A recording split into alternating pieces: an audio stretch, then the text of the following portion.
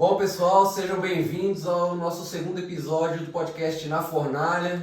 Hoje estou aqui, graças a Deus, muito animado com esse bate-papo, com essa entrevista, né? Me chamo Lucas. Continua com a gente por enquanto o Marco Bigodinho. Fala, galera. Tiagão, o irmão na fé. Fala, galera, graça e paz. E o Filipão. O Filipão é presbítero na nossa igreja. Fala, pessoal. Veio dar um tempinho dele aí pra gente hoje, graças a Deus. Glória a Deus. Lutou e relutou pra não vir, mas... E o assunto de hoje, Thiago, vai ser qual? Hoje a gente vai falar do bom pastor. Quem que é o bom pastor?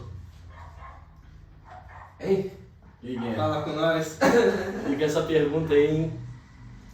A gente vai falar hoje sobre Davi, um homem que foi rei e também foi pastor de ovelhas. E a gente abre hoje com 1 Samuel, capítulo 16, versículo 13.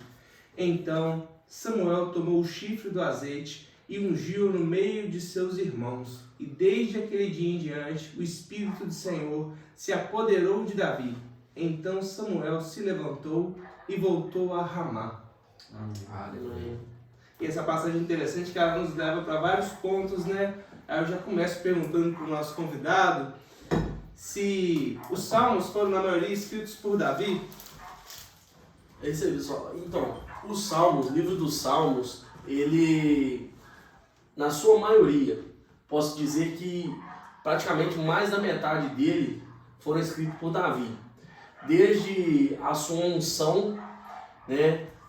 Quando Samuel vai à casa de Jessé ungir Davi, a gente vê o Salmo 23, né? Davi falando: unge a minha cabeça com os olhos, né? Na presença dos meus inimigos, prepara uma mesa na presença dos meus inimigos. E ali os inimigos que Davi vai suscitar são seus irmãos, né? E aí ele continua dizendo: unge a minha cabeça com óleo, né? E faz transbordar. Então, assim, Davi, em toda a sua história, né, além de pastor, como o Tiago falou, além de ter sido um rei conforme o propósito de Deus, Davi ele era músico, ele era levita, ele era arpista, né? Poeta, um grande poeta, porque você vê que os salmos que Davi escreve são coisas profundas, né? Momentos de angústia, momentos de tristeza, momentos de atribulação, momentos de alegria, momentos de dor e arrependimento, né? Então você vê que Davi ele tem a preocupação de deixar contextualizado através dos salmos toda a sua história ali.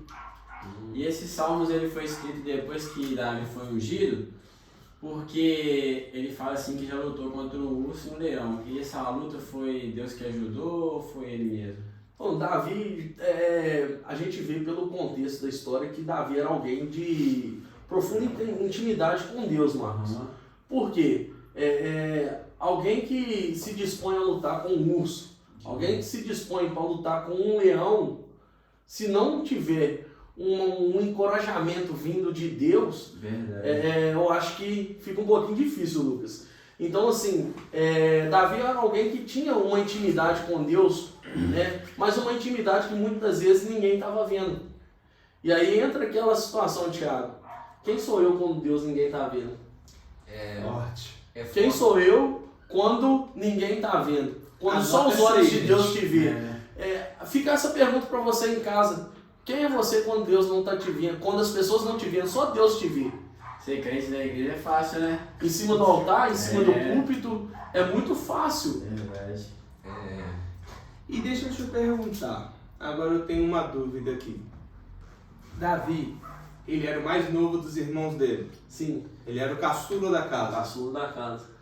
Na sua opinião, porque eu já ouvi várias pessoas falarem, Aham. Davi, ele era pastor de ovelhas porque o pai dele o menosprezava ou porque a cultura daquele povo naquela época era de pegar o filho caçula e torná-lo pastor de ovelhas para que as ovelhas tivessem o maior tempo de acompanhamento com a mesma pessoa? Certo. Então, vamos lá. Não existe um relato bíblico afirmando nenhuma e nem outra posição. Era do costume das pessoas daquela época, né? A criação de ovelhas, né? O serviço mais pesado geralmente ficava para os filhos mais novos, pelo fato de que a gente vai ver, e é bem explícito, que o que seus irmãos mais velhos estavam fazendo? Guerra. Estava na batalha. Então, quem tinha que auxiliar nos demais serviços da casa seriam os filhos mais novos. Porém, existe um outro porém. Não é uma afirmação bíblica, mas há uma via histórica que diz que Davi ele era um filho bastardo, que ele não era um filho de pai e mãe igual aos outros irmãos, e por isso ele era desprezado, ele foi colocado, né, para tomar conta das ovelhas. Mas eu creio, Tiago, que independente de ser um filho bastardo, ou ser um filho da casa, ou uma forma cultural, ou que ele fosse desprezado pelos seus pais e colocado para tomar conta das ovelhas, independente de qualquer uma dessas circunstâncias, eu vejo que o propósito de Deus ele está muito além do que aquilo que alguém possa intitularidar Davi naquela situação. Está muito além do que tratar Davi como alguém que era o desprezado. Porque o propósito de Deus ele estava muito além do que isso. Porque Deus precisava provar Davi. Deus precisava moldar Davi. E nas provas de Davi, qual a sua opinião? Porque, assim, todo mundo que lê tem uma revelação diferente, né? Sim. Isso aí é fato. Qual a sua opinião em ele falar que matou o urso e o leão? Porque o que naquela época provaria isso? Porque não tem... Era a palavra dele. Sim. Só ele falou que matou o urso e o leão. Ninguém viu, ou... Não tem uma prova, né? Não tem uma prova, né? Tipo assim, uma pele de leão, de urso, entendeu? Porque... Então, eu acredito que ali, quando Davi fala com Saul, Davi já chegou naquele cenário, como que eu posso dizer, assim, já cheio do Espírito de Deus. Por quê? Quando a gente olha para o contexto da história, a gente vai ver que Davi, ele estava ali só como um serviçal. Só para levar marmita. Só um entregador de marmitex. Verdade. Que o pai dele vai falar com ele assim, pega esses pães, esse queijo, né, leva para os capitães, né, leva alimento, grãos para os seus irmãos e traz notícia. Davi não foi para lutar. Davi não foi para poder entrar em guerra. Mas independente de como Davi foi, ele chegou cheio.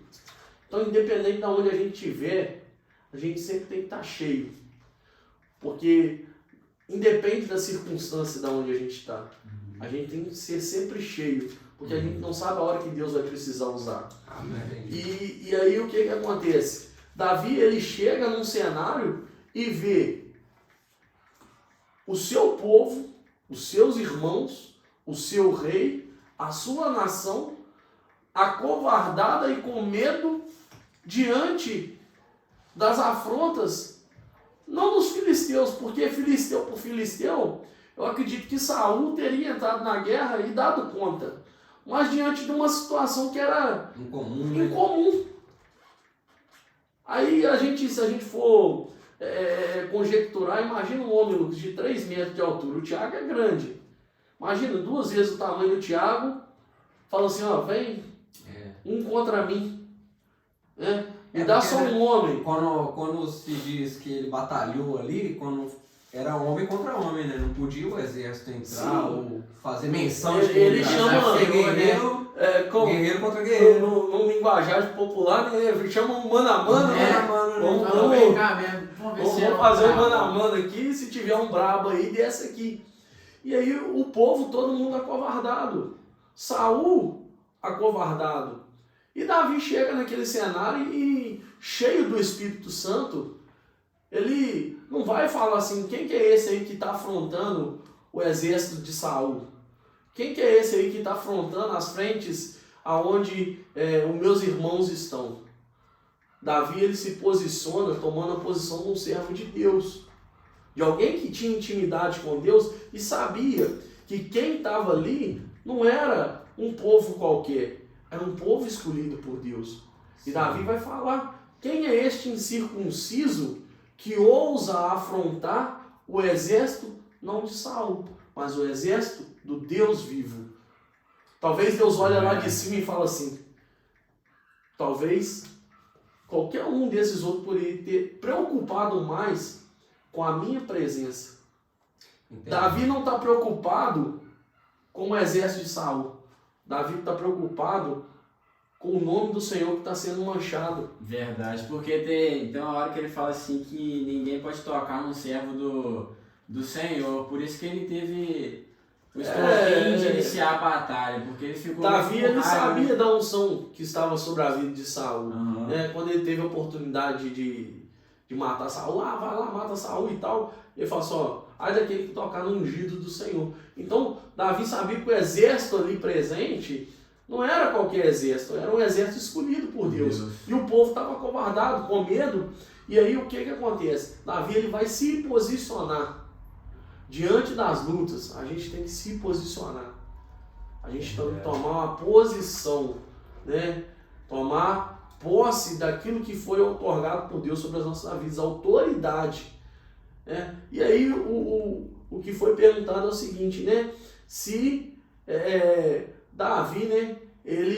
Quem que dava credibilidade por aquilo que ele estava falando? Um homem cheio de Espírito de Deus, ele não precisa de que ninguém fale por ele. O próprio Espírito testifica.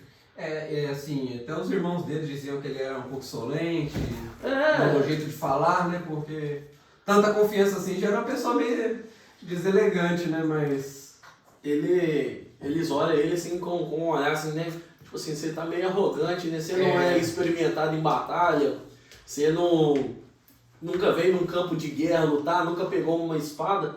Mas muitas vezes, Lucas, as pessoas olham para você e falam assim, ah, poxa vida, mas o Lucas não é pregador, o Lucas não é isso, o Lucas não é aquilo, mas não sabe as suas batalhas por trás.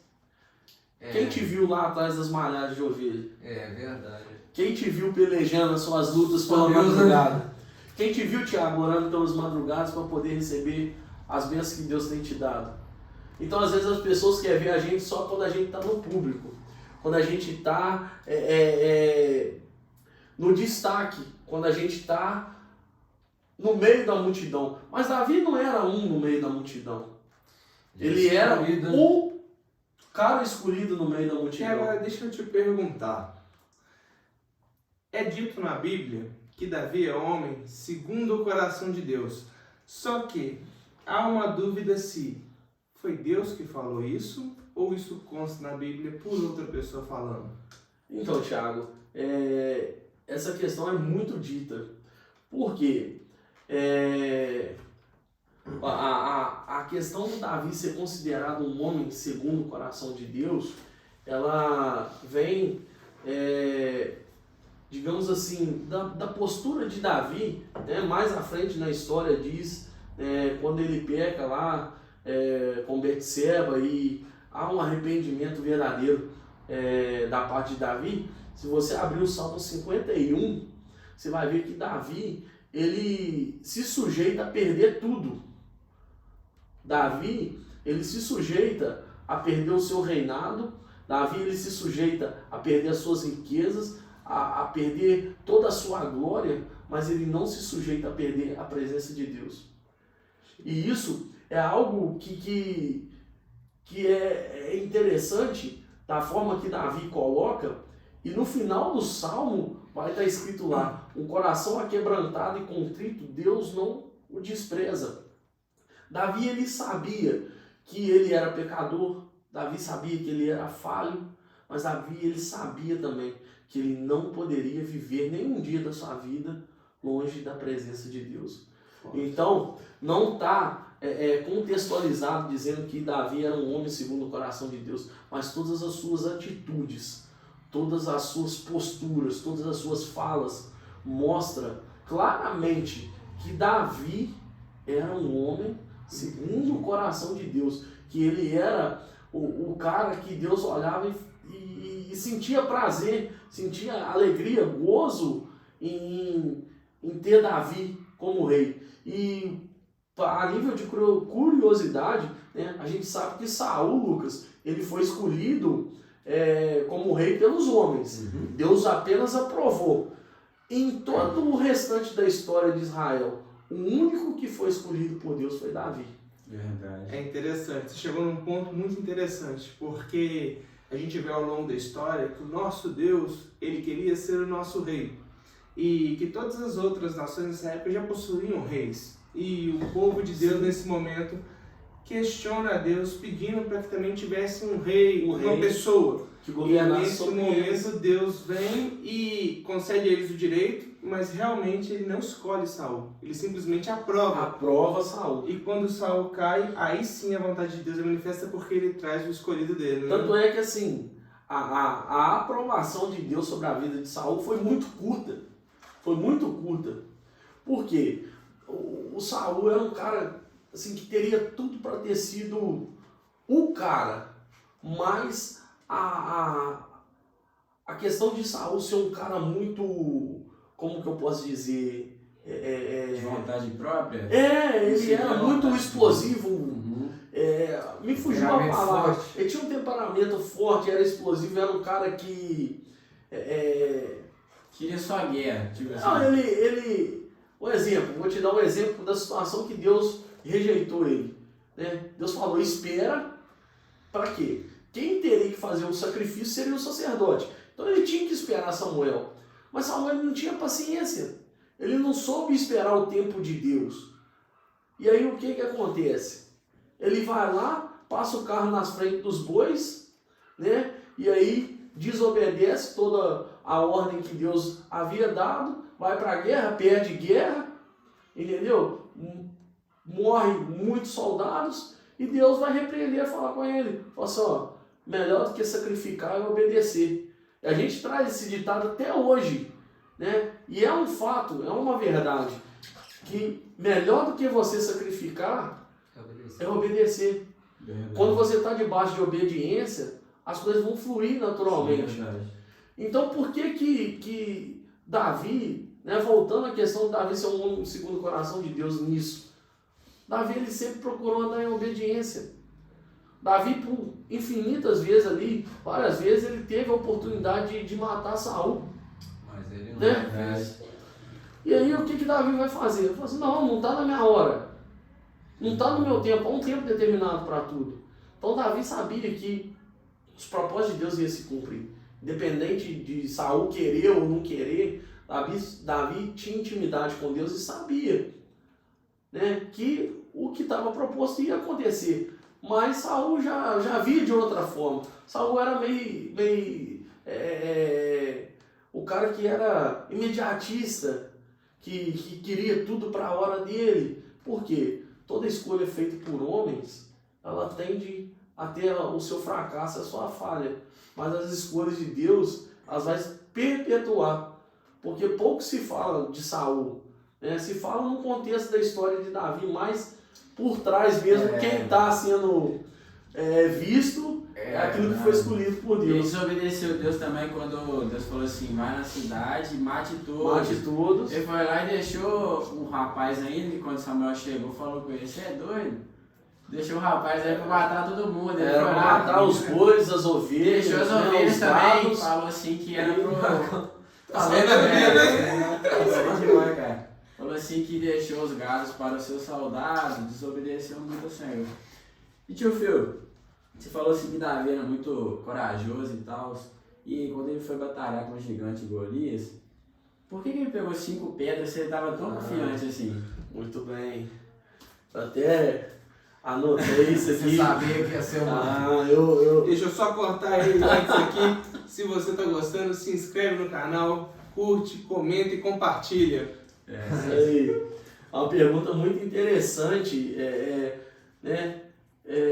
E muitas vezes se usa muito isso, Thiago. Eu vim numa criação de meio pentecostal e a gente vê muita campanha nas igrejas.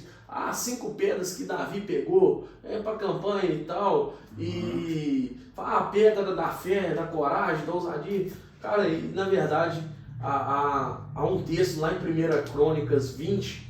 Se a gente decorrer o texto, a gente vai entender por que Davi pegou 5 pedras, né? Davi ele entra no campo de batalha, Saul vai colocar armadura nele, e aí fica pesado, ele não consegue carregar a espada, e aí a primeira coisa que eu entendo com isso é o quê? Que a armadura do outro não serve para mim. Deus vai me usar, Deus vai te usar naquilo que você tem, naquilo que Deus te deu, Thiago, Deus vai te usar com aquilo que você tem. Não adianta você querer vestir a armadura do outro. Do outro, né? Ah, você prega bem? Cara, Deus vai te usar na pregação. Você louva. Não adianta querer cantar porque você vai estar num lugar errado. Então, o cara que canta, ele vai cantar. O cara que é chamado para pregar, ele vai ser o pregador da palavra. E Davi, não adianta Saul querer colocar a armadura dele em Davi, que ia estar indisposto, não estava na condição, né, que Deus queria usar. E Davi, ele tinha essa cultura, fazia parte da cultura daquele povo ali, o uso das atiradeiras ali, da funda, né? Eles treinavam muito o lançamento de pedras ali, um contexto histórico, não está na Bíblia, mas um contexto histórico mostra que aquelas pessoas ali tinham por costume isso. E Davi, ele sai, tira a armadura de Saul, vai até um riacho e pega 5 pedrinhas. E por que isso?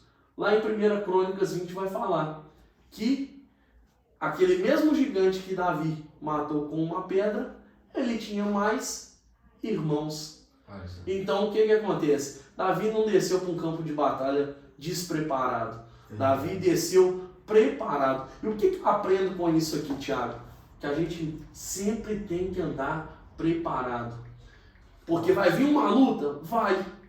Mas depois dela vai se levantar outra, e a gente tem que estar preparado para os embates da vida. A gente tem que estar preparado não só para um momento, mas a gente tem que estar preparado para a vida toda.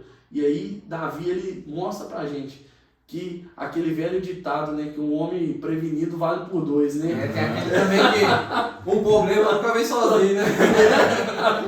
Jamais. Então, assim, Davi, ele entra nisso. E depois, quem quiser conferir ali o texto lá de 1 Crônicas, né, no capítulo 20, vai falar sobre a descendência dos filhos de Rafá, são os irmãos de Golias. O contexto fala que são mais 4 irmãos, então uma pedra para cada um. Davi era de total confiança, autoconfiante, confiante em Deus, que uma pedra era o suficiente para cada um. E também em 2 Samuel 21 vai falar a respeito desse contexto também. Aí quem quiser conferir lá depois. E uma questão também o que eu acho do meu ponto de vista, quando ele grita em circunciso, ele não está só ali, né? No meu ponto de vista, talvez vocês achem outra coisa, né? Uhum. Mas eu acho que ele está ali chamando também o exército de Israel, porque todos eles tinham aliança. Nasceram com aquela aliança ali e se esqueceram, né? Que eles tinham feito aliança. Porque Golias não tava nem aí para ser circunciso ou não, né? Queria era matar. E ele gritou, sou circunciso por quê? Para ofender não, para chamar o exército também, né? Pôr eles para cima, lembrar da aliança que eles fizeram com Deus. Sim, algo interessante isso, tá, Lucas? Que eu não tinha observado, mas é algo que faz refletir. Porque ele está falando assim, quem é esse incircunciso? Quem é esse que não tem aliança com Deus vivo e ousa afrontar? E vocês que estão aí, vocês que têm aliança, não está fazendo nada. Guardando. Eu penso assim nesse texto, assim, eu já vi muitas pessoas falarem de outra forma, né? Que ele estava, né, engrandecendo assim, mas eu acho que ele foi mais para chamar o exército. Falando de Golias, foi a pedra que matou Golias? O Thiago só vem pergunta polêmica. Essa vai pro corte. Cara, eu acredito que não, e eu tenho certeza que não. A queda de Golias, o findar da batalha ali, eu acredito que parte do momento que Davi se posiciona. Porque uma pessoa que não se posiciona, ele já é um derrotado.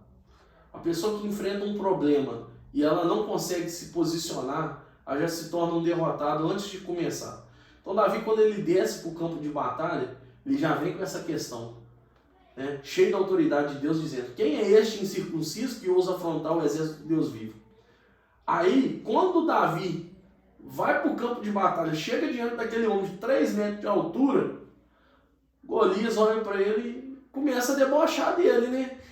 Começa a rir da cara dele. E vai falar assim: sou eu algum cachorro para poder vir contra mim com pedaço de pau, né? Com pedra e pau?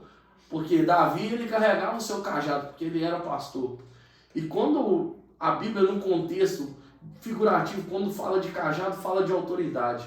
Então Davi desce cheio da autoridade de Deus. Amém.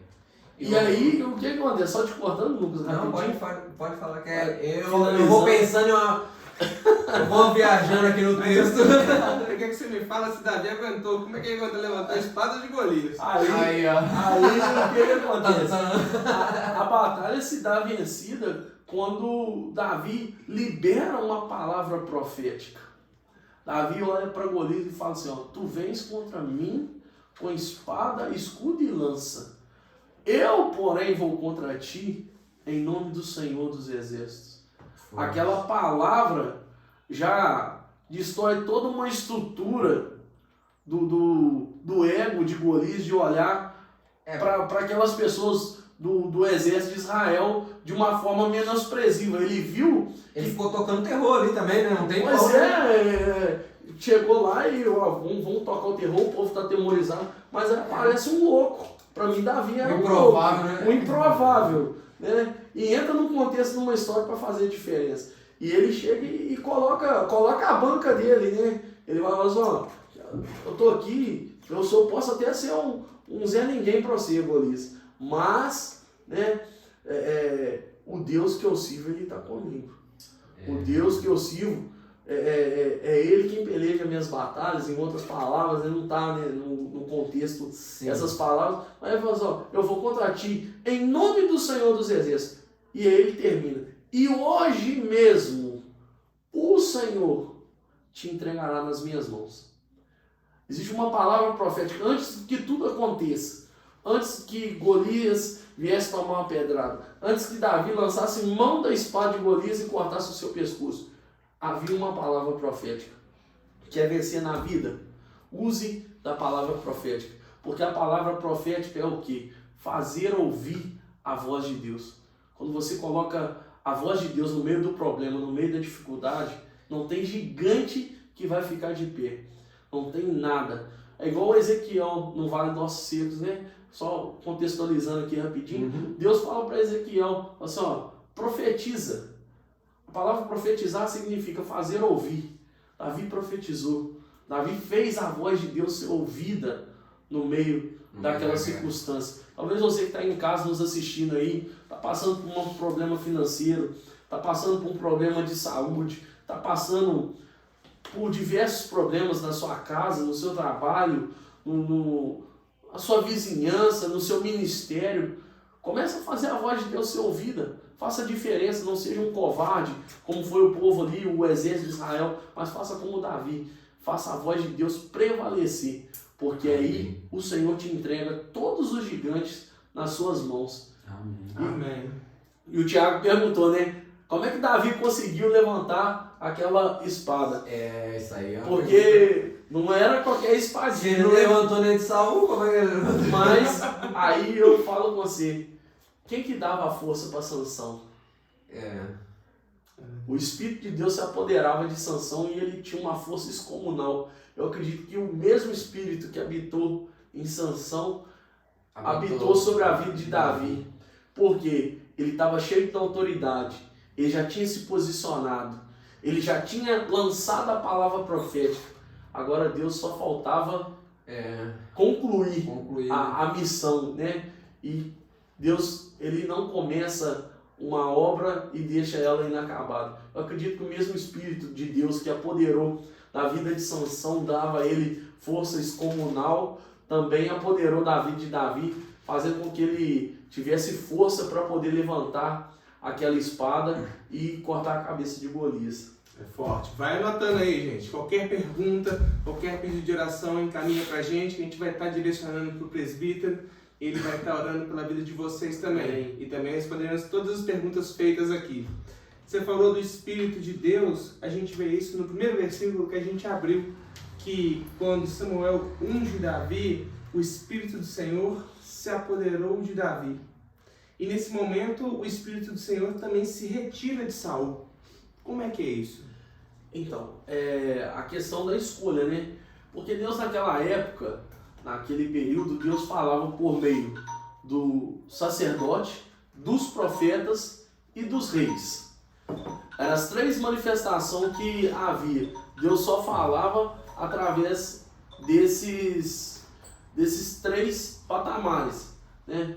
Era primeiro através do sacerdote, porque ele fazia o serviço do templo, depois por intermédio do profeta, que era onde Deus usava para poder apontar, né, bênçãos, né, e também apontar, né, as correções, e depois por meio, né, quando vem Saul sendo o primeiro rei, né, o governante sobre Israel, sobre o povo de Deus, né? Aí entra também a presença do Espírito de Deus sobre a vida do rei, né? E ele tinha essa unção, né, essa capacidade dada por Deus, né, de receber o Espírito de Deus para discernir e administrar todas as coisas. Então o que acontece? Quando a gente até comentou, né, Tiago, que Saul ele não foi escolhido por Deus. Saul foi aceito por Deus. Sim, escolhido por homens e aceito por Deus. Mesmo aceito, o Espírito o Espírito de Deus habitava sobre ele, né? Vinha sobre ele. Uhum. E aí o que acontece? Quando Saul ele desobedece, a própria Bíblia vai dizer que um espírito mau, que era da parte de Deus, ele vinha sobre a vida de Saul. Mesmo assim, Davi expulsou, né? Aí Davi entra, né? Quando Davi, eles chamam Davi para poder tocar a harpa, né? aí que tá uma pergunta também, não interrompendo, né? Não, Uma pergunta que a gente fica pensando aqui. Eu, quando li esse texto a primeira vez, eu fiquei pensando, quando é que Davi passa de um homem excluído, né? Que a gente escutou muito isso nas pregações, do último dos irmãos, e passa a ser o homem formoso, o homem... Porque, assim, como é que uma pessoa muda de assim, né? Mais ou menos ruim para um homem bom, porque aí depois ele era formoso, tocava bem, porque eles dizem, eu conheço um homem formoso, que toca bem, valente. Assim. Mas aí, vamos lá, esse contexto aí é algo profundo, porque o que acontece? A Bíblia fala que Davi era um rapaz ruivo e de gentil aspecto. O que seria um cara de gentil aspecto? Mais ou menos. Não é um cara mais ou menos, não. Sabe, eu vou te dar um exemplo. Lembra do Leonardo DiCaprio? Um rapaz de gentil aspecto, um rapaz formoso. Bonitão. Mas, porém, se você observar bem os traços do Leonardo DiCaprio, uns traços delicados. Não posso falar afeminados, porque não é essa palavra, mas a palavra é um traço delicado. Um homem de gentil aspecto. Você olha nele e vê uma beleza delicada. Não é a questão de você olhar para um homem musculoso, um homem robusto, né? robusto e ver uma beleza nele. Você olha pro Thiago assim, né? Tom Cruise, né? Esse é... A gente pode dar dois exemplos. Artista da malhação. Dois exemplos de homens, né, conhecidos com belezas diferentes. Você olha para o Tom Cruise, um cara bonitão, né? A aparência dele chama atenção e tudo, mas você olha ele com um olhar de como ele é um cara robusto, um cara barra pesada, né? Como diz o caso do outro, um cara barra pesada, um cara de ação, né? E quando você olha para o Leonardo DiCaprio, um camarada de gentil aspecto. Entendi. Até na época do filme lá do Titanic lá, ele era bem novinho, né? Você olhava para ele, para a figura dele, você vê um cara delicado, um cara que transmite paz, que transmite amor. E Davi era assim, um camarada de gentil aspecto. Escutando que ele era feio. Sabe o que é interessante? Que no filme Titanic, o Leonardo DiCaprio ele fica com a Rose. E a Rose era o quê? Ela tinha um namorado, não sei o que. Tinha. E realmente ele lembra Davi, porque Davi também fica com a mulher do amigo dele. Olha só, olha só onde vai chegar o assunto. É o primeiro caso da laricagem na Bíblia? Rapaz, o cara era bravo, tá? Dá pra entrar nesse assunto aí? Vamos. Mas só complementando aqui. Ô, ele é safadão, tá? Polêmico. Polêmico mesmo. O cara ele tava no lugar errado, na hora errada. E Fazendo coisa errada. Coisa errada demais. mas Eu tenho uma ideia desse assunto também, mas pode concluir.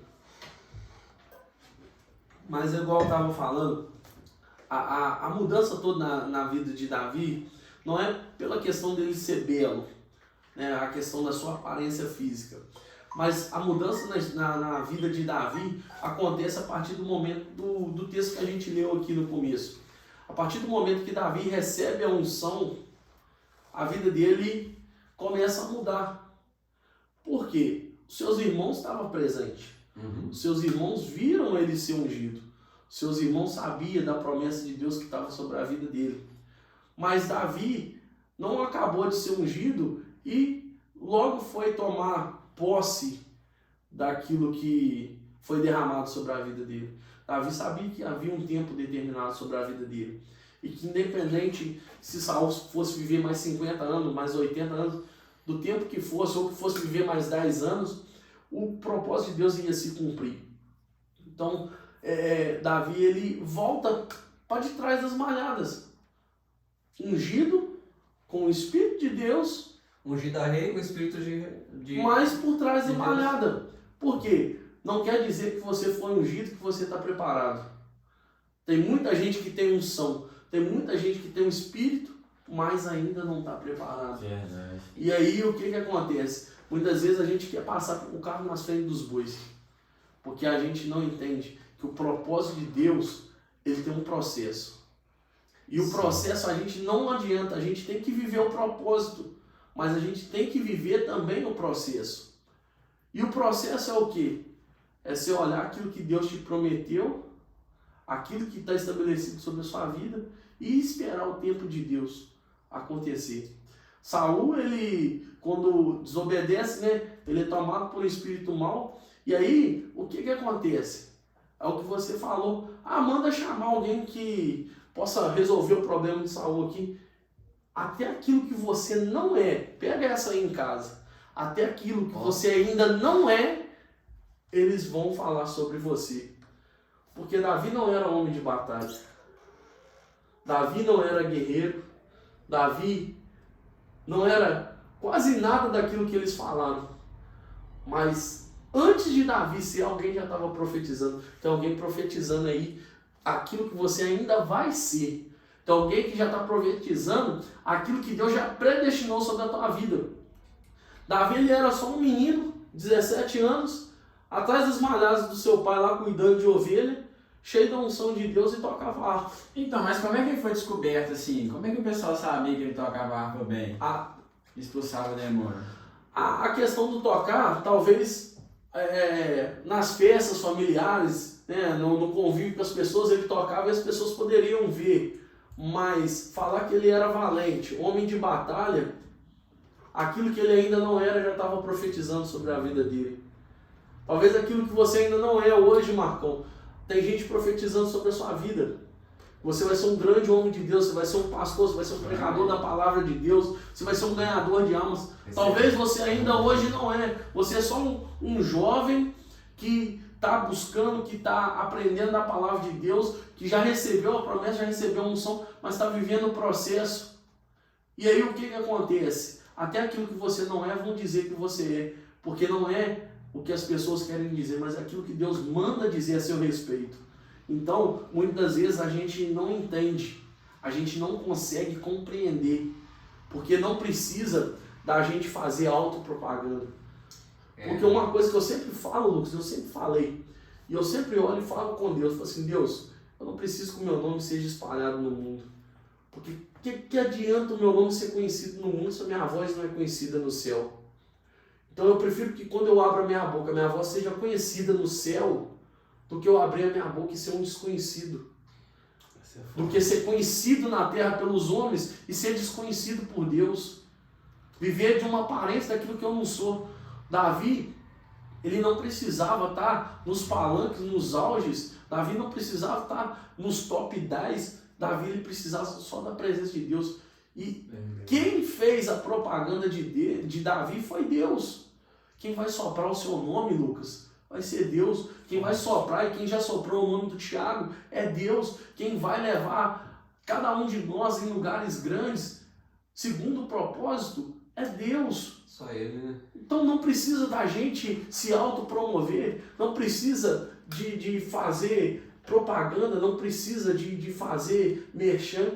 O maior merchan é ser conhecido por Deus. O maior merchan, a maior propaganda nossa, a gente abrir a boca e ser respondido por Deus. E Davi tinha tudo isso. E isso remete àquela passagem de Mateus, no capítulo 7, dos falsos profetas que fizeram obras, mas eu não os conheço. Fez obra a vida inteira. Não que Deus ali, não que Deus não conhecesse quem fez. Deus conhecia. Deus desconhecia as obras. Ali fala da obra que o cara fez. Vai falar assim, que eu fiz isso, eu profetizei, eu falei, eu libertei, eu fiz cura, eu fiz milagre. Aí Jesus fala assim, essas obras eu não conheço. Você eu até conheço, porque Deus conhece cada um de nós. Mas as obras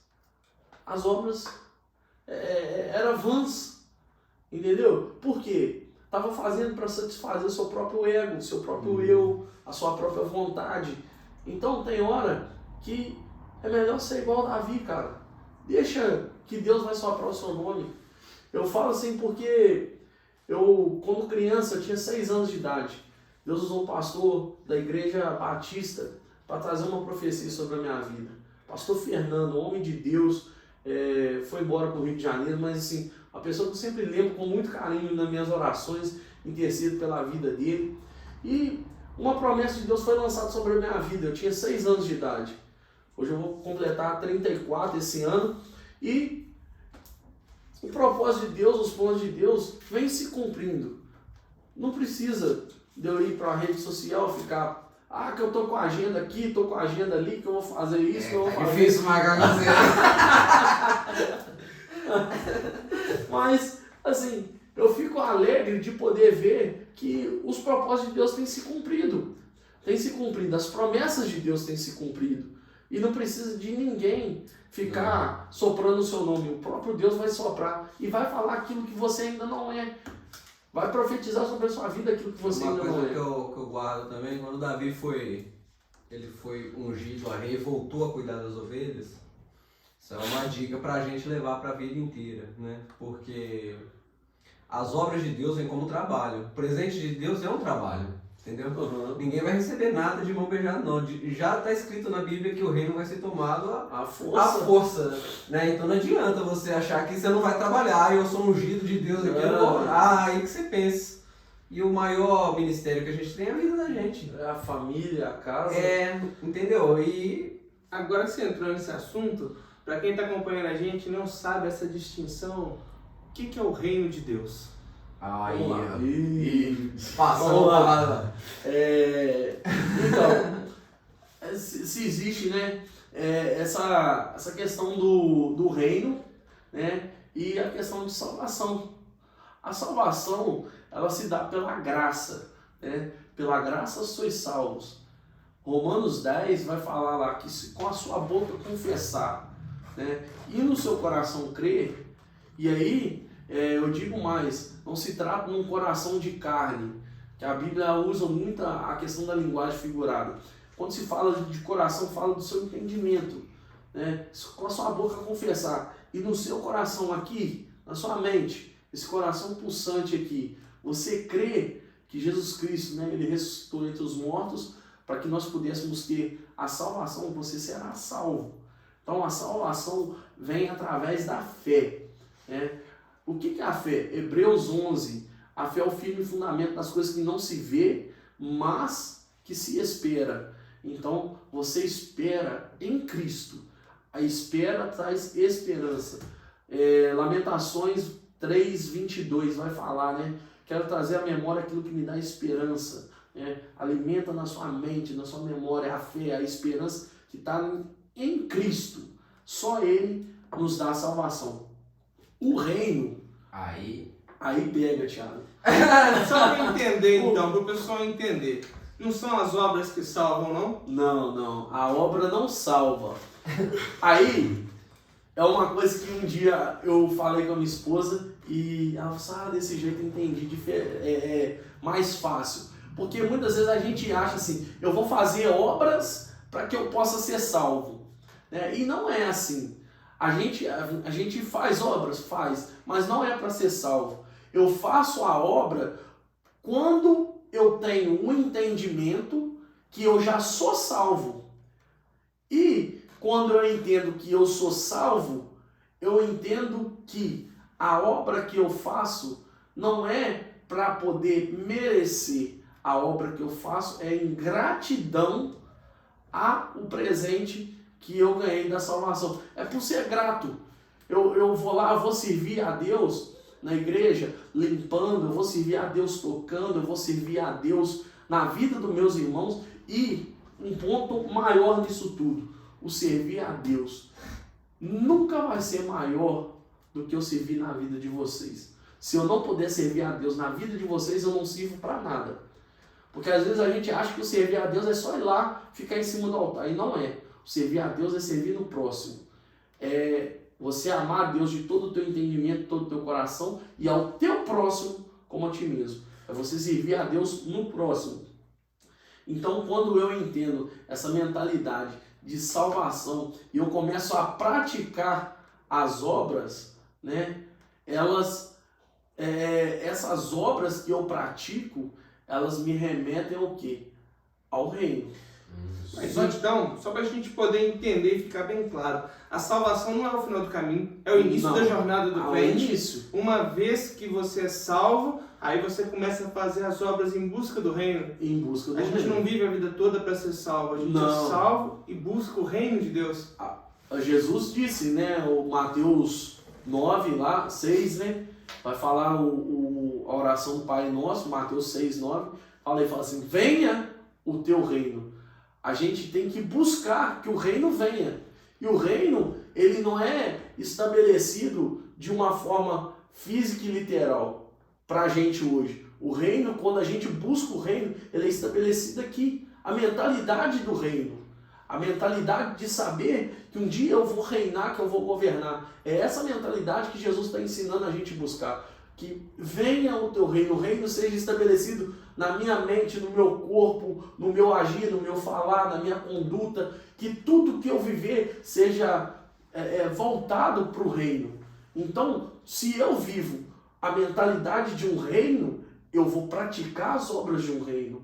Se eu vivo a mentalidade onde eu sei que o meu rei é o Senhor, que eu tenho um arauto, o arauto é aquele que faz o anúncio do reino, que é o Espírito Santo, que ele que vai anunciar através das nossas vidas, o Espírito Santo, o arauto, aquele que testifica a respeito do reino nos nossos dias. Se no reino eu tenho que ter o serviço, no reino tem o serviço. Se a gente pega o período histórico dos reis, a gente vê que tinha lá o rei, aí tinha a classe nobre, uma hierarquia, Isso, e tinha ali as pessoas que serviam o reino.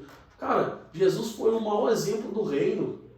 Jesus está lá lavando os pés dos discípulos, chega Pedro cheio de arrogância, o meu pé o Senhor não lava. Fala assim, Pedro, se você não lavar o seu pé, você não tem parte comigo. Se você não lavar o seu pé, você não vai entrar no reino, você não tem parte no reino. Aprende a servir, Pedro, porque você quer ser o maior, você tem que ser o menor. O reino é feito não de humilhação, mas de humildade, que é algo diferente.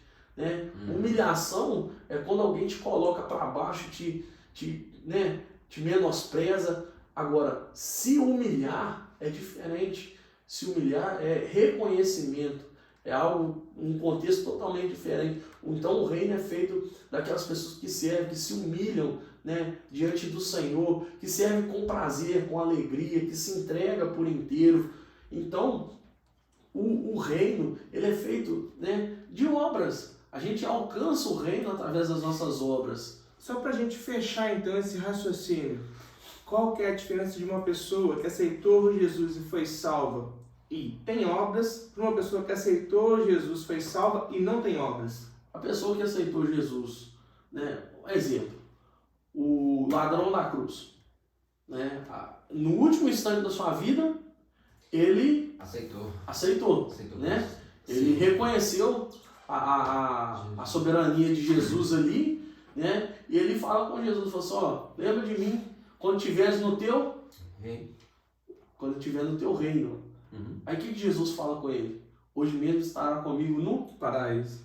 São lugares distintos, lugares diferentes. Ei, você não fez para merecer o reino. Eu te dou o paraíso. Paraíso. Mas pela o reino, graça, pela graça, sois salvo e tem direito ao paraíso. Mas o reino é só para quem tem obra. Nem fez obras. Só para quem tem obras, só para quem trabalhou para aquilo. Por isso que se fala que desde João Batista, o reino de Deus é tomado à força.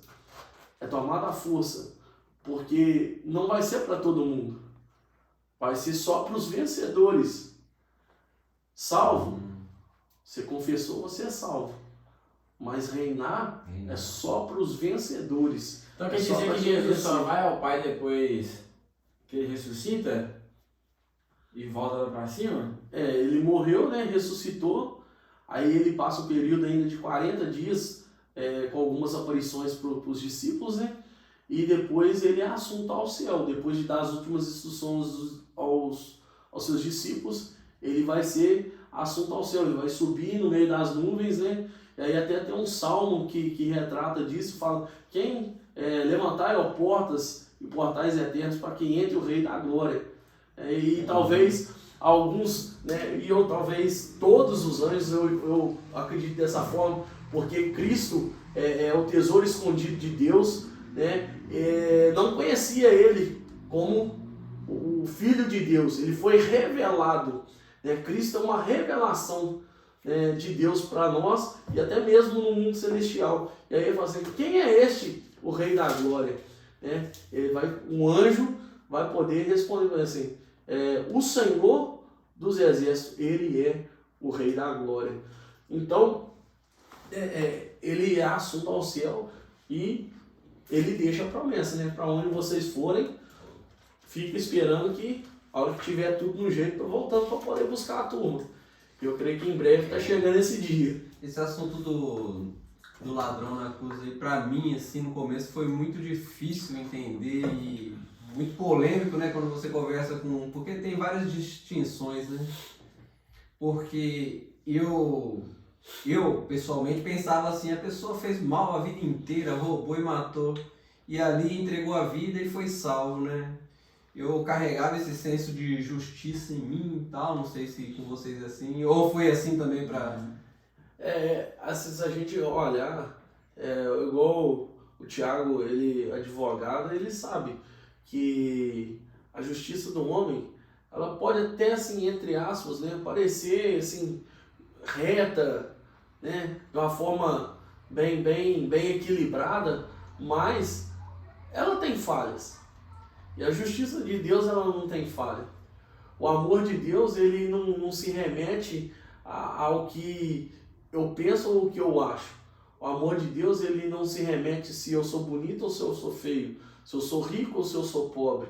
Né? O amor de Deus, ele é abrangente, ele não escolhe. O conceito de justiça para Deus também não necessariamente seria igual ao nosso, né? Não só o conceito de justiça, mas o conceito de muitas coisas na vida que a gente quer determinar o que é certo e o que é errado. Porque a gente às vezes olha assim, igual a questão do ladrão da cruz, e um dia a gente parado no sinal, eu e a Lindaura, aí passou uma moça assim com as unhas grandes, preta, com aquelas botas com bico fino assim, toda de preto, pintado assim, cheio de anel, de cordão.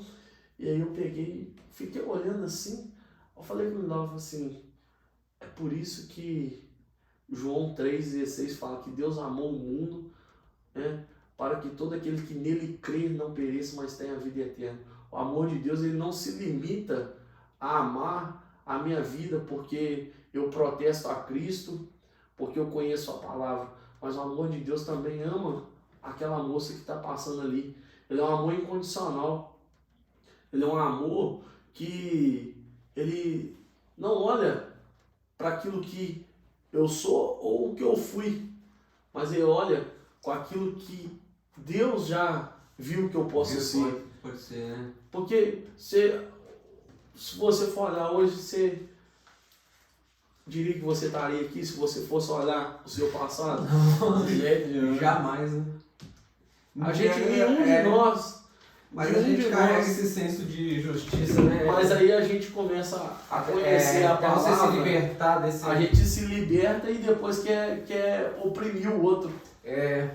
Entendeu? Quando a gente conhece a palavra e se liberta, a gente tem aquele senso de querer oprimir o outro. E achar que a gente é melhor, que a gente está num Sim. patamar diferente. No patamar, mas não, né? Estamos todos ali, né? A gente Sujeito continua a do mesmo do jeito. mesmo jeito. Só que, porém, a gente passa a ter a sensibilidade e o entendimento de que Cristo já nos comprou, já nos libertou. A gente consegue entender, à luz da palavra, a graça, a salvação. Coisa que, às vezes, o outro não teve o privilégio que a gente teve. É um privilégio. É verdade. Voltando pro assunto de Davi, né? Bora. Vamos O lá. nosso tema da noite, livro de João, capítulo 10, versículo 2. Aquele, porém, que entra pela porta é o pastor das ovelhas. Versículo 3. A este o porteiro abre, e as ovelhas ouvem a sua voz, e chama pelo nome as suas ovelhas, e as traz para fora. E quando tira para fora as suas ovelhas, vai adiante delas, e as ovelhas o seguem porque conhecem a sua voz. Você acha que foi por acaso o fato de Davi ter sido também um pastor? Eu acho que para Deus não existe acaso, Thiago. Não existe essa questão do acaso, porque se Davi, pensa o seguinte, Davi era o cara que era escolhido por Deus. Davi, na sua pré-existência, já havia sido predestinado por Deus para poder ser um rei de Israel, ser um escolhido de Deus. Então Davi, ele precisava ter aquilo que Deus tinha necessidade que o povo ia precisar. Sim. O Saul, quando ele foi chamado, ele estava correndo atrás de jumenta, né? A gente vai ver que as jumentas as jumentas do seu pai tinham fugido. Pode falar, Marcão. Só te cortando, Felipe. Você vê que é tão de Deus que quando as jumentas somem, manda procurar o profeta de Deus Samuel. Eles foram até Samuel. Houve um equívoco. Houve um equívoco. Calma. Pera aí, pode voltar, Marcão, que eu... Eles foram até Samuel e falaram Você assim. leu tanta Bíblia pra me atrapalhar assim. Não,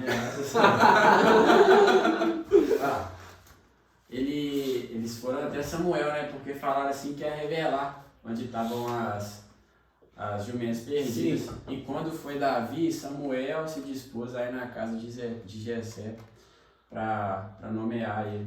Você vê que é tão de Deus. E mesmo assim o pai, tirando Davi assim, né? Deixou ele lá e falou, nem lembrou, falou assim, não, vou reunir todos os meus filhos aqui e você vem aqui em casa. E todos estavam lá, menos Eu, Davi. assim, conheço uma pessoa que tem uma visão diferente desse fato aí. O Thiago pode explicar pra gente o contexto do que...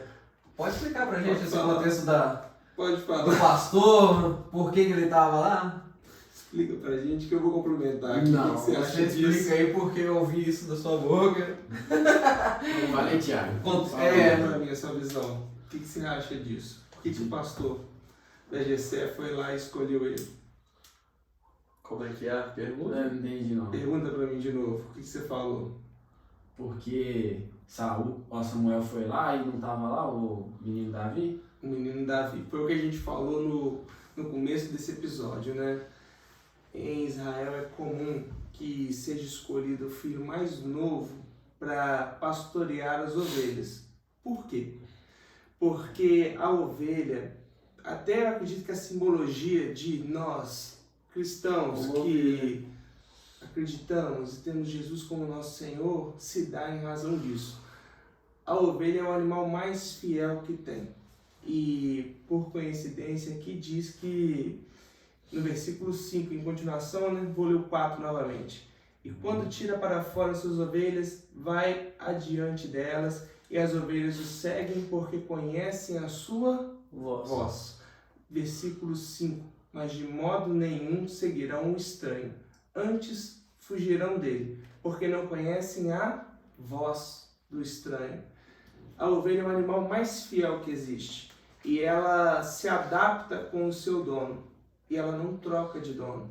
Então a gente não pode colocar um pastor de idade avançada para cuidar de ovelhas novas, porque quando ele falecer, aquelas ovelhas não seguirão outro pastor.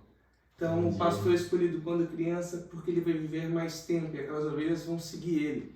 E é tão interessante isso que quando dois pastores de ovelha se cruzam com os seus rebanhos, nenhuma ovelha se perde no outro rebanho, porque a ovelha conhece a voz daquele pastor. Quando eles se cruzam, um fica assobiando, o outro fica cantando, e as ovelhas passam. Você vê elas passando entre as outras e seguindo o caminho. É interessante isso, né? Não se perde, né? Não, de forma alguma. Isso é uma revelação, É tão uma interessante revelação. também a questão da ovelha que a gente vai naquela passagem que o bom pastor ele larga as 99 para ir atrás daquela que se perdeu. E o que acontece nisso? Normalmente, o lugar onde as ovelhas ficam costuma ser longe de onde tem água. E ele tem que andar bastante. E a ovelha não é que ela se perde, mas ela pode se machucar pelo caminho, ficar para trás. E as ovelhas são obedientes. Então ele pode simplesmente deixar as 99 ali e voltar. Normalmente a ovelha que é teimosa, que não obedece, é a ovelha que é nova, que é pequena. Aí a gente vai no Salmo 23 e fala o quê? Da vara e do cajado. A vara ela é usada para poder fazer correção. E o cajado para puxar de volta. Parece estranho aos nossos olhos, mas uma ovelha pequena, quando ela não obedece, o pastor, ele quebra a pata dela. Parece judiação. Mas ele quebra a pata, cuida dela, cura ela, para que ela entenda que ela tem que obedecer, porque ali é o bom. E é quando Deus nos chama a atenção, nos coloca num lugar corrige, né? que parece a correção é ruim, Parece até ruim, né? mas é para um bem maior. Está em Hebreus, o bom pai corrige o filho. Cavalo da correção. Aí, É vara mesmo, tá, gente? Mais uma. Pode passar a correção. Usa de goiaba que é boa. Sofri mulher. Mas mas essa questão do pastor, né? Quando fala, e o Thiago fala ali com muita propriedade ali, o pastor, quando ele pega a ovelha que se perdeu, né? Ou até mesmo a questão da ovelha desobediente que o Thiago citou, ele carrega ela nos seus ombros. Para quê? Para que ela possa sentir a autoridade que está sobre a vida do seu líder, né? De quem está liderando elas. E quando ele quebra a pata da ovelha, ela não tem como caminhar. Como é que ele vai conduzir um rebanho? Ele está com o rebanho num lugar e precisa levar para outro. Para poder, para pastagem ou para as águas tranquilas, né? Como citado no Salmo 23. E aquela que foi desobediente, que está com a pata quebrada, vai ficar para trás? De forma nenhuma. Ele carrega ela nos ombros, carrega ela no seu colo, mas ela nunca vai ficar para trás. Porque cuidado do pastor, o bom pastor, ele ama as suas ovelhas, e esse cuidado é refletido nas nossas vidas através dos nossos líderes, dos nossos pastores. Mandar um abraço aí, meu pastorzão, pastor Fabrício, bênção nas nossas vidas. E eu louvo a Deus porque na minha caminhada eu tive ótimos pastores, assim, de excelência, pastor José Valdemar, foi um pastor ali na Quadrangular por um longo período, o pastor Luiz também, a Escola de Profetas. E antes de vir para Rodeiro aqui, né, onde a gente tem estado, lá em Ubá, a gente tem o pastor Marcos, lá de Volta Redonda, que era o pastor presidente, o pastor Zé Neto também, um grande amigo, assim, pessoa que eu amo de profundo mesmo, ele e a sua família. E a gente vê que pastores de verdade amam suas ovelhas, cuidam, porque tem aquele que fala assim, vai embora, deixa aí. Deixa mas se lascar, mas não é. Entendeu? Mas o bom pastor, ele vai atrás da ovelha, ele corre atrás, ele procura saber, Eu creio que ele sara, ele cuida. Às vezes até tem a gente escuta, né, alguém falar assim, mas o coração do pastor ele é bem maior do que isso. Eu falo pra você porque assim, eu tenho 3 filhos, né, e eu acredito que se você tem 2, vamos supor que você esteja andando com os seus 2 filhos no shopping e um deles se perca. Já aconteceu isso. Aí o que você fez? Nossa, entra em desespero, larguei o Miguel e é fui assim mesmo. do Pietro. É assim mesmo. A gente tava na praia e a gente tava no shopping, assim, da praia, nas lojinhas, e eu entrei numa loja, uma loja bíblica, tava todo mundo assim na porta, assim, eu entrei para poder olhar para comprar uma Bíblia. E o pessoal saiu andando, e a Lindaura achou que o Pietro tava comigo, eu achei que tava com ela, e a hora que eu saí, que eu fui encontrar com eles, cadê o Pietro? Sumiu. Cara, Nossa.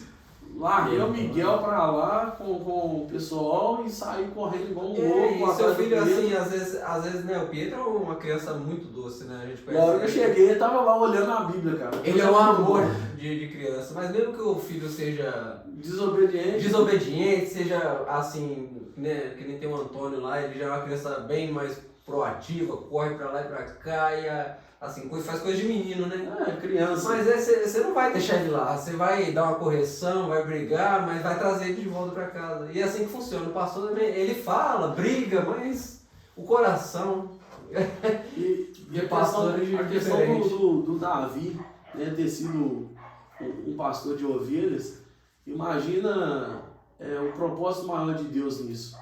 Ele governar e cuidar da nação de Israel. Né? Davi, ele adquiriu com as ovelhas experiência para cumprir um propósito maior. Às vezes Deus está te colocando num lugar para você ter experiência para cumprir um propósito maior.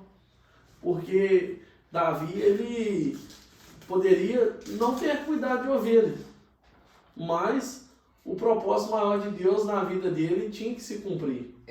A vida do Davi ela é muito extensa, assim, eu conheço, não me aprofundei muito no texto, mas eu vejo assim, quando ele cuidou das ovelhas, eu cuidava das ovelhas malhadas, né? Sim. Das ovelhas malhadas do pai e tal, eu acredito que depois pra frente, quando ele foge e encontra os juntos bravos, né? Na caverna de Adulão, eu acho que é ele- uma criação. Mas né? aí você vê que uma... olha só o propósito de Deus em tudo. Ovelha malhada é ovelha desprezada, ovelha que não tem valor, ovelha que ninguém quer, entendeu? Aí Davi, no decorrer da sua história lá, ele vai lá, chega lá na caverna de Adulão, o que a Bíblia vai falar? Homens desprezíveis, de mau caráter, entendeu? Matador, só tinha gente boa. Só nego bom. Só peça fina, velho. Só barra pesada. só barra Aí eu pesada. acredito que lá atrás, E quando não ele era pouco, era 400 homens. E quando ele foi, eu acredito assim, né, que ele foi, assim, aquilo lá foi um treinamento para ele poder na frente tá ali, porque na Bíblia eu acredito em cada vírgula, né? Eu acredito até na capa, né, como se diz. Até não tá escrito na capa, eu acredito. Porque eu acredito que haja uma revelação e haja um contexto histórico. Porque tem gente que, né, de outras congregações acreditam somente no contexto histórico. Eu acredito que há uma revelação e eu acredito que há um contexto histórico. É igual a gente conversa, né? A Bíblia, são camadas, né? Profundidades. Você começa lendo o que está escrito aqui, impresso no papel, até talvez entendendo o contexto histórico, mas à medida que você lê novamente, pensa sobre aquilo, você vai cada vez mergulhando. Primeiro bate a água no joelho, depois ela sobe, até que você se entrega não consegue todinho, né? mais se conter, né? Uma coisa interessante, rapaz, que nesse momento que a gente está aqui, eu acho muito bacana, a questão que Davi tinha aliança, Lucas. Davi era um homem de aliança. E isso a gente falta muito hoje no nosso meio. Sabe, eu acho que pelo fato, a Bíblia própria vai dizer que no final dos tempos o amor de muitos se esfriaria, né? Eu acho que essa falta de amor, essa falta de um carinho, eu fico alegre, porque ali a gente na igreja a gente tem isso. Né? A gente somos amigos, somos família. E Davi era um homem de aliança. Você vê que a aliança que Jonatas tinha com Davi, o Saul tentando matar Davi todo o tempo, e Jonatas estava lá todo o tempo querendo livrar a cara de Davi. E passa-se o tempo, né? Morre Saul, morre Jonatas, e depois de um certo tempo, a gente vai ver isso lá em 2 Samuel 9. A aliança que é feita, ela não se quebra. Quem tem aliança tem tudo, cara. Passa o tempo e lá em 2 Samuel 9 a gente vai ver que a aliança que Davi fez com Jonatas refletiu na vida do filho dele. Porque Davi, ele vai num instante de tempo, depois que as coisas se acalmam, depois que ele se postura como rei por completo de Israel, né? Ele passa a dominar e reinar sobre todo Israel. A primeira coisa que Davi vai fazer é falar assim: tem alguém ainda da família de Jonatas? Tem alguém ainda da família de Saul? E aí vai entrar o contexto da história, né, do filho de Jonatas lá, do 2 Samuel 9 aqui, o Mefibosete. Ia falar um nome bem difícil, por isso que eu não estou lembrando também. Mefibosete, né? Que no período da guerra ali, né? Houve a guerra e eles fugiram, ele fugiu com a sua serviçal, com a sua ama, ele sofre acidente, fica aleijado, mas independente do que aconteceu no processo da vida de Mefibosete, Jonatas tinha uma aliança com Davi, e Davi trouxe essa honra à existência. Pode hoje passar, a gente tem uma aliança, nós temos uma aliança. Amanhã, no futuro, pode você não estar aqui, Tiago, eu, Marcão, o Magalhães, Pastor Fabrício, pode não estarmos nós aqui, mas a aliança que nós geramos aqui vai refletir na vida dos nossos filhos. Hoje nós estamos aqui. No futuro, daqui 50 anos, 100 anos, vai ser os nossos filhos, filhos dos nossos filhos. Tudo isso, né? Vai estar ali gerando aquela aliança, né? Refletindo tudo aquilo que a gente plantou. Então Davi era um homem de aliança. Ele nos ensina que a aliança vale muito. Vale muito ser aliançado. A gente já vai encaminhando para o encerramento. Mas espera aí que ele fugiu da pergunta e não respondeu, né? O quê? Olha, o que ele estava fazendo lá no palácio lá? Pois é. Passeando. E aí? Davi, eu acredito que Davi, como qualquer um de nós, é um ser humano, sujeito e suscetível a falhas. E a obrigação de Davi naquele dia era estar na guerra, né? Ele tinha que estar na peleja. E aí tá ali, Davi levanta, vou tirar a folga. Aí levantou, tá passeando no palácio lá, e ele vai ver a danada da Betseba lá. Podia estar tomando banho em qualquer outro lugar, mas estava lá, né? A danadinha, né? Aí suscitou o desejo no coração de Davi. Mas, porém, a questão é igual Deus fala para Caim: o desejo está à porta, o pecado está à porta, cabe você dominar. Cabia Davi dominar, Davi viu, cobiçou, desejou, mas ele poderia ter fugido daquilo ali. Quer dizer que se ele desejar não é o pecado é quando ele transforma o desejo em ação. Isso. Quando você deseja, você ainda não pecou. Porque Deus fala para Caim, ó Caim, o pecado está à porta. Por que você acredita... Cabe você dominar. E por que você acredita que Deus perdoou? Eu também acredito que Deus perdoou Davi por esse pecado, mas não perdoou Saul. Porque pecado confessado é pecado perdoado. E Davi, ele não foi humilde de confessar. Salmo 51. Davi não é Saul, Saul, né? Salmo 51. Rapidinho pra gente. Já tá encerrando. Olha só como é que... Ô Felipe, eu posso A dizer, mas expressão fica a da- noite inteira. Vamos lá. A vida de Saul, de Saul de Davi é Bem extensa, né? bem extensa e bem, assim... Depois que o profeta Natan repreende a Davi, né? Ele conta aquela história pra ele, fala com ele. Aquela história é doida. É, As ovelhinhas. Fulano tem as ovelhas, o outro tem as Quem que é esse homem? Aquela Quem é esse chamada homem? sem... Dá aquela Sem chamar. regulagem nele, né? Aí Davi, ele cai em si. De E tudo Davi, que nessa tinha hora, feito. ele tá apontando porque ele acha que é pra outro. É, Aí ele fala que tá errado. Mas aí a hora que, quando pimenta no olho dos outros é refresco, né? Aí a hora que ele cai em si, que o que ele fez não estava encoberto diante de Deus, porque o que acontece? A gente tende a pecar e quando a gente peca, a gente quer se esconder. Davi estava ali escondido, mas nada fica oculto diante de Deus. E eu acredito que ali, quando o profeta Natan vai até Davi chamar a atenção dele, né, é a misericórdia de Deus expressa ali, a graça de Deus expressa. Porque do contrário, o profeta podia ter muito bem, Tiago, ter falado assim, você cometeu pecado, vamos para a parede porque é digno de apedrejamento, encosta você e a Betseba E aí. como E ele... vamos meter pedra, porque era o que estava na lei. Ele como profeta, ele tinha autoridade. Ele tinha autoridade para isso. Mas aí é manifesto, né, a graça de Deus sobre a vida de Davi. A graça de Deus. E aí Davi, ele vai lá no Salmo 51, ele começa já. Tem misericórdia de mim, ó Deus, segundo a tua benignidade, sobre a multidão das tuas terras misericórdias.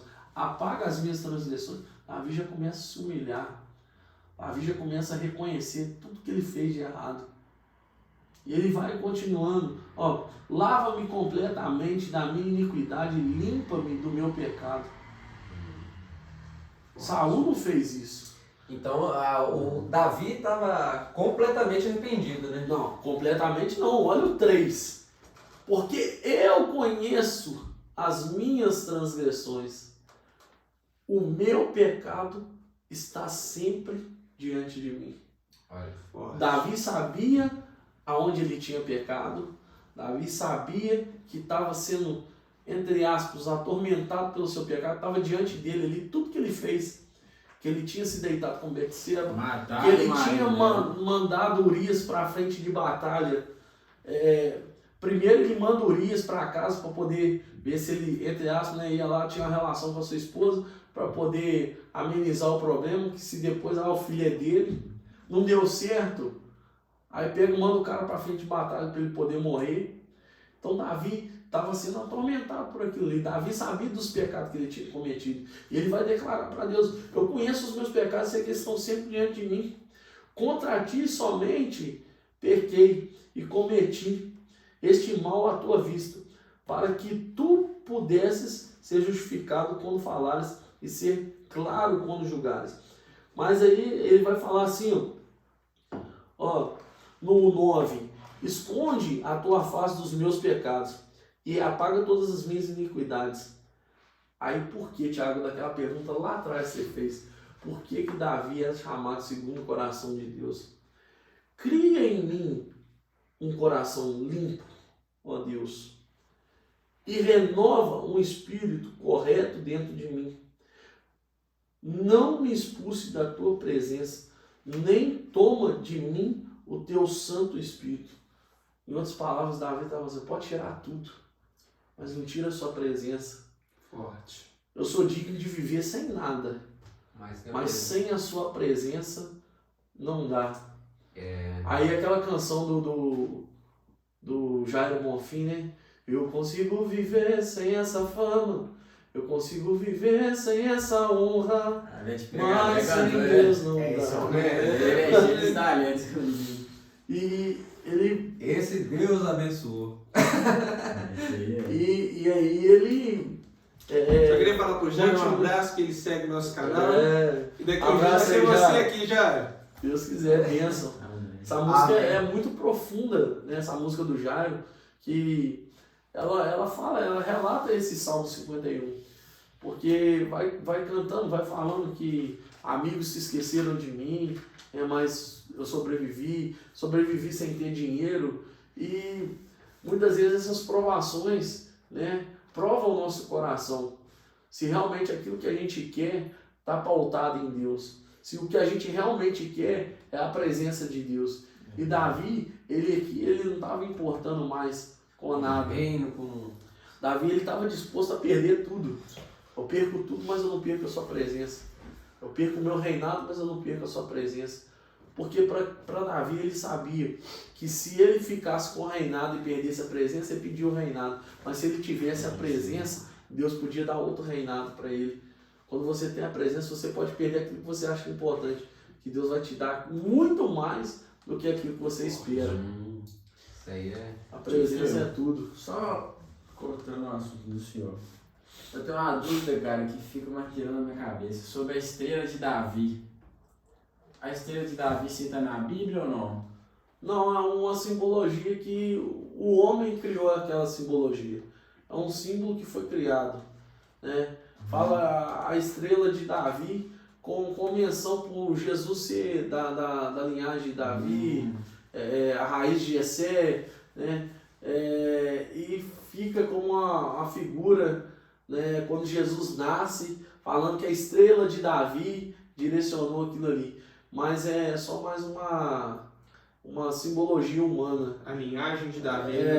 A menção à linhagem dele. Você que ficou até agora, a gente deveria fazer um apelo diferente hoje, pedir ao presbítero para poder dizer para vocês, e quem quiser confessar e aceitar Jesus como seu Salvador, e quem fizer isso, deixa um comentário aqui embaixo pra gente. Pessoal, foi muito bom estar com vocês aqui, de participar aqui desse bate-papo, bem descontraído. A história de Davi é muito longa, é muita coisa para falar. Vai voltar mais vezes? Vamos. Esse é parte 2, parte 3. Vamos fazer parte 2. Nós nem falou de Mical ainda. Não. Eu quero chegar nesse assunto. Uma coisa que eu gosto muito da história de Davi, a gente pode abordar uma outra feita aí, é a respeito de quando Davi, o primeiro feito de Davi como rei, vocês sabem qual foram? Deixa no gancho aí, irmão. Eita. Deixa abaixo. Que responde aí, ó. O primeiro feito de Davi como rei. Então, assim, é algo que me chama muita atenção. Deixa nos comentários aí. Já tive a oportunidade de ministrar uma vez sobre isso. E eu vou deixar uma deixa aí. Projeto Obed-Edom. É algo profundo, é algo grande.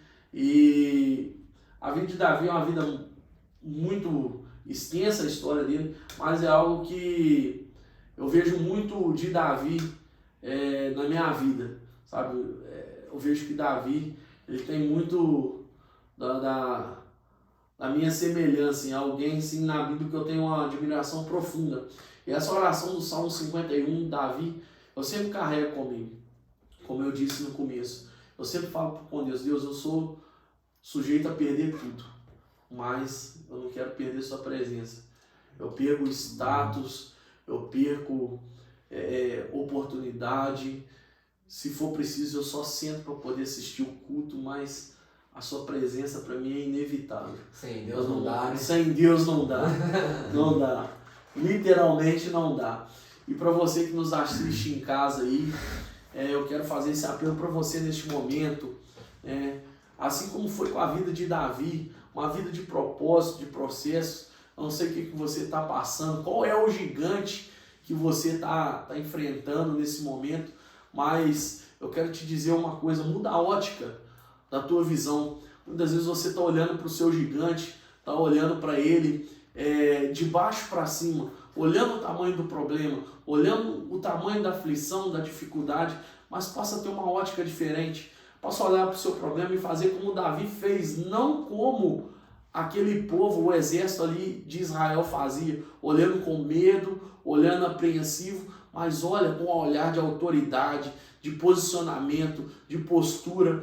Toma uma palavra profética sobre a tua vida nesta noite. Olha para o teu problema e fala com ele, quem é você para poder afrontar a minha vida? Eu que sou uma pessoa que fui gerado dentro de Deus, eu que sou uma pessoa que sou escolhida por Deus, eu não aceito mais viver desse jeito, eu não quero mais viver desse jeito, e essa é a sua oportunidade, né? Como já foi dito aqui em Romanos 10, 9, se com a sua boca confessar e com o seu coração crer, será salvo. E a partir do momento que você for salvo, você que ainda não tem uma igreja, você que ainda não tem uma denominação, procure uma igreja perto da sua casa, uma igreja que pregue o reino, que pregue a palavra do Senhor com seriedade e passa a congregar ali. E se quiser congregar com nós estamos ali em Rodeiro, ali, né, na Avenida Prefeito Adolfo Nicolato, próximo ao showroom da Rufato, a igreja, a Palavra Church, aqui em Minas Gerais, né, a cidade de Rodeiro, pastor Fabrício, pastor Tiago, nossa mulher, vai recebendo aí, né, pastor Lucas, pastor Marcos, né, vai recebendo aí, e eu creio que Deus tem algo grande para a sua vida, tá? Nesse momento eu vou estar orando para a sua vida, você que nos assiste, você que nos ouve, e eu creio que aonde você estiver, o nosso Deus que é onisciente, onipresente, onipotente, Ele vai estar te alcançando, Ele vai estar te visitando neste momento, tá? E que Deus possa te abençoar. Qualquer dúvida, qualquer pergunta, pode mandar para os meninos, eles vão estar me encaminhando dentro daquilo que a gente puder responder, que a gente souber, né? A gente vai tentar trazer à luz aí a resposta para você. Na sua casa aí, você que está aí, feche os seus olhos, estenda tuas mãos e vamos orar nesse momento. Amantíssimo Deus e soberano Pai, nós somos gratos, Deus, por esse momento, por esta aliança, meu Deus, pela vida do Tiago, pela vida do Marcos, pela vida do Lucas, meu Pai. Deus, qual nos recebe aqui nesse podcast, neste bate-papo, Pai, meu Deus, tão descontraído, Deus, mas que traz um peso da verdade da Tua Palavra, Pai.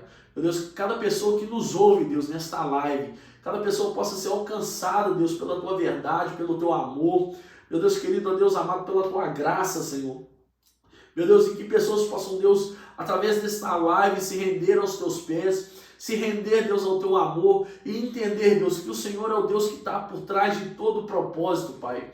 A autoridade que há no nome de Jesus Cristo, Pai, eu quero profetizar, meu Pai, que onde tiver uma vida, Senhor, que estiver assistindo esta live, meu Pai, que esteja assistindo daqui 1 ano, daqui 10 anos, Pai, este vídeo aí no canal do YouTube, Pai, essa pessoa possa ser impactada, Deus, pelo poder da Tua Palavra, Pai. Meu Deus, que este gigante que tem afrontado, Deus, a vida desta pessoa, seja o gigante da doença, seja o gigante do problema financeiro, seja, Deus, o gigante, Deus, que está causando a discórdia no casamento, seja o gigante, Deus querido, que está causando a depressão, a opressão, Senhor, meu Pai querido, o mal do pânico, Pai, na autoridade que há no nome de Jesus Cristo, Pai, eu quero, Deus, liberar uma palavra de libertação, Deus, sobre a vida destas pessoas, Pai, meu Deus, que elas sejam, meu Pai, libertas neste momento, na autoridade que há no nome de Jesus Cristo, Pai, meu Deus, visita, Deus, agora as famílias, os lares, Pai, e vai trazendo, Senhor, a cura, a libertação, a salvação, Pai. Ó Deus querido, e somos gratos, Deus, por tudo quanto o Senhor tem feito, e que, Deus, possamos ter, Deus, sempre em mente, Deus, a mentalidade que Davi teve, meu Deus, de que se necessário for, percamos tudo, mas não percamos, Deus, a Tua presença, que é imprescindível para as nossas vidas. Assim, Deus, nós Te louvamos e Te agradecemos, Pai, por tudo quanto o Senhor tem feito, por este momento, a qual o Senhor já preparou nos céus, em o nome do Pai, do Filho e do Espírito Santo de Deus. Amém. Amém. Amém. Graças a Deus. Glória a Deus. Considerações finais?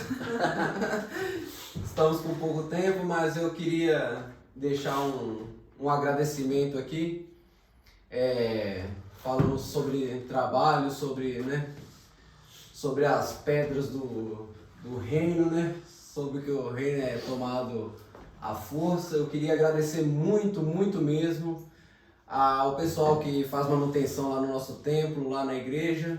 Eu acho que o pessoal, nossa, que faz um trabalho incrível, e não só da nossa congregação, mas de todas as congregações aí. Vocês são importantes pra gente, né?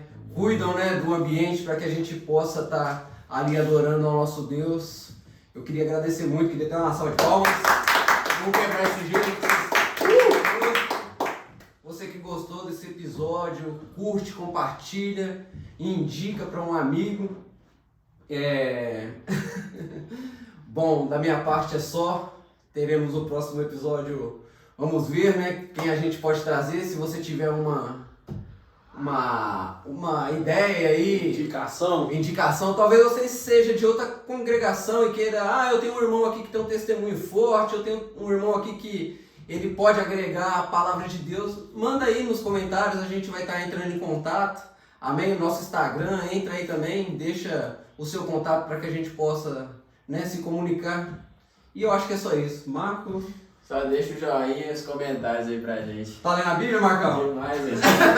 É isso aí. Muito obrigado. Podcast na Fornalha. No Instagram também é podcast na Fornalha. A gente agradece os convidados que estão aqui hoje, nossa diretora de mídia, que já falou que a hora avançou e o cachê dele é caro. Os convidados da noite, os meus amigos e irmãos. Obrigado e boa noite a todos, viu? Valeu. Valeu!